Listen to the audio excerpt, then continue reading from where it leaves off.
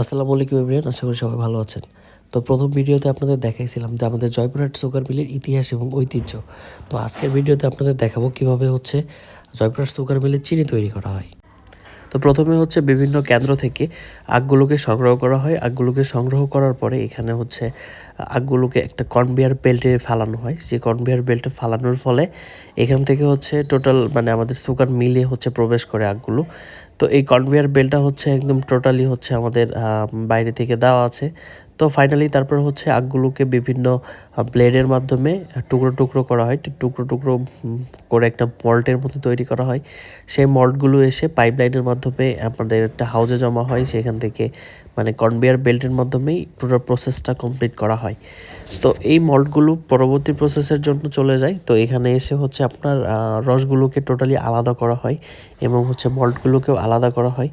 এই রসগুলো থেকে আমাদের পরিশোধন করা হবে। পরিশোধন সেখান থেকে রিজার্ভার ট্যাঙ্কে গিয়ে জমা হয়। তো এই রিজার্ভার ট্যাঙ্ক থেকে বিভিন্ন পাইপলাইনের মাধ্যমে প্রসেসের জন্য চলে যায়। তো এই প্রসেসটা এই যে আমাদের যে পাইপলাইনগুলো দেখতে পাচ্ছেন, সেই পাইপলাইনের মাধ্যমে গিয়ে আমাদের এই রিজার্ভার ট্যাঙ্কে গিয়ে জমা হয়।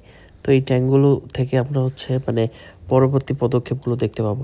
তো যাই হোক, এদিকে বিভিন্ন যন্ত্রপাতির মাধ্যমে আমাদের কোন পরিস্থিতিতে আছে এগুলো বোঝার জন্য এখানে বিভিন্ন ধরনের যন্ত্র অর্থাৎ মিটার লাগানো আছে। সেই মিটার দিয়ে পর্যবেক্ষণ করা হয় আমাদের আখের রসের পরিস্থিতিটা।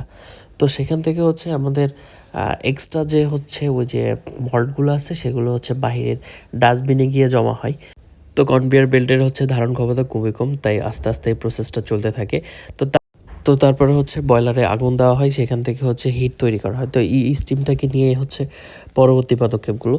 তো যাই হোক, এই যে রিজার্ভার ট্যাঙ্কগুলো দেখতে পাচ্ছেন, এখানে এসে সমস্ত রসগুলো জমা হয়। এখানে আমাদের তাপ প্রদান করার ফলে এখানে একটা স্টিম তৈরি করা হয়, যেখানে রসগুলোকে জাল করানোর ফলে বা হিট দেওয়ার ফলে এগুলো তো রসটা অনেক গাঢ় হয়ে যায়। তো এই প্রসেসটা খুবই একটা ইম্পর্টেন্ট প্রসেস, কারণ একটু এদিক সেদিক হয়ে গেলে একদম পুরো ব্যাচটাই নষ্ট হয়ে যাবে। যার জন্য এখানে দক্ষ শ্রমিকরা সর্বক্ষণিক এগুলো পরিচালনা করে থাকে নিজের হাতের মাধ্যমে।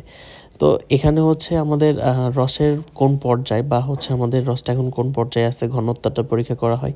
তো এখানে অ্যানালগ পদ্ধতিতে টেস্ট টিউবের মাধ্যমে গুণগত মান নির্ণয় করা হয়। তো এই প্রসেসটা আমার খুবই খারাপ লেগেছে। এখানে ডিজিটাল পদ্ধতিতে ইয়ে করলে ভালো হতো।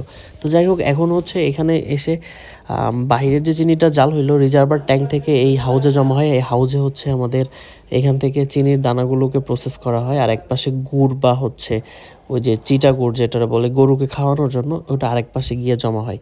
তো যাই হোক, এখানে এই প্রসেসটাকে খুবই নিখুঁতভাবে করতে হয়, কারণ এখানে এই যে ঠান্ডা করার পরে পার্শ্ববর্তী ট্যাঙ্কে গিয়ে জমা হয়, যেখান থেকে গুড় গুড় থেকে চিনিতে রূপান্তর করা হবে। আর এক্সট্রা যে মানে চিটা গুড় সেটা ট্যাঙ্কে গিয়ে জমা হবে। তো যাই হোক, এখানে পাইপলাইনের মাধ্যমে পড়তেছে যে এখান থেকে ঠান্ডা করা ঠান্ডার প্রসেসটাকে আবার পরবর্তী স্টেপে নিয়ে যাওয়া হবে। তো এই প্রসেসটা খুবই সুন্দর একটা প্রসেস। তো ফাইনালি অপোজিট পাশে এখান থেকে চিনির প্রসেস। তো চিনির প্রসেস যদি আপনাদের দেখাই, তাহলে ওই যে ঠান্ডা করা গুড়গুলো এসে একটা ট্যাঙ্কে জমা হয়। তো এই ট্যাঙ্কগুলো আপনার টোটালি একটা বাষ্পে এখানে হাওয়ার প্রসেস। তো এখানে ওই যে হাইড্রোলিক প্রসেস যেটা বলা হয়, সেই হাইড্রোলিক প্রসেসের মাধ্যমে এই ট্যাঙ্কগুলোতে জমা থাকে। তো যখন চিনিটা আপনার ইয়ে হয়ে যায়, ঠান্ডা হয়ে যাওয়ার পর জমাট বাঁধতে শুরু করে, তখন এই হাইড্রোলিক প্রসেস থেকে আপনার অটোমেটিকলি চিনিগুলোকে কনভেয়ার বেল্টে আবার ছেড়ে দেওয়া হয়। তো এই হাইড্রোলিক প্রসেসের আগে যে চিনির অবস্থা থাকে, যেমন আপনাদের দেখায় এই যে লাল চিনি।